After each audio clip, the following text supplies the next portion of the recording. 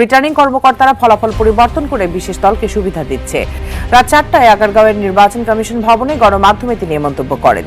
এবং কেন্দ্র থেকে এজেন্ট বের করে দিয়েছে তারা, তো এই সমস্ত সেটারও একটা তালিকা আমরা শেষ মুহূর্তে নির্বাচনের ফলাফল পাল্টে দেওয়ার চেষ্টা আহ্বান জানিয়েছেন। দর্শক, বিশেষ করে ঢাকা ৮ আসন সহ পুরো ঢাকায় অধিকাংশ আসনে ফলাফল পাল্টে দেওয়ার বিরাট ষড়যন্ত্র চলছে। নাহিদ ইসলাম বলেছেন, জরুরি ভিত্তিতে সদ্য অনুষ্ঠিত জাতীয় সংসদ নির্বাচনের ফলাফল ঘিরে বড় সিদ্ধান্ত নিল নির্বাচন কমিশন। অনিয়ম, কারচুপি ও জাল ভোটের অভিযোগের প্রাথমিক প্রমাণ পাওয়ায় বাতিল ঘোষণা করা হয়েছে নির্বাচনের ফলাফল।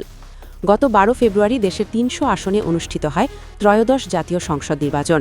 ভোটগ্রহণ শান্তিপূর্ণভাবে শেষ হলেও পরদিন থেকেই বিভিন্ন কেন্দ্র থেকে ওঠে গুরুতর অভিযোগ রয়েছে কিছু কেন্দ্রে বিরোধী প্রার্থীর পোলিং এজেন্টদের বের করে দেওয়া হয় এবং হুমকির মাধ্যমে পরিবেশ নিয়ন্ত্রণে রাখা হয়। ভোটাররা ভোট দিতে পারলেও গণনার সময় কাটা ছেঁড়ার অভিযোগ সামনে আসে। ইতোমধ্যে সামাজিক যোগাযোগ মাধ্যমে ছড়িয়ে পড়েছে অনিয়মের একাধিক ভিডিও। এসব প্রমাণ পর্যালোচনা করে নির্বাচন কমিশন ফলাফল স্থগিত ও বাতিলের সিদ্ধান্ত নিয়েছে। এদিকে সংবাদ সম্মেলনে জামায়াতের এক নেতা হুঁশিয়ারি দিয়ে বলেছেন, পুনর্গণনা না করে যদি কোনো ধরনের ষড়যন্ত্র করা হয় তবে তারা বৃহত্তর আন্দোলনে নামবেন। এখন প্রশ্ন, এই পরিস্থিতিতে বিএনপি কী পদক্ষেপ নেবে? রাজনৈতিক অঙ্গনে বাড়ছে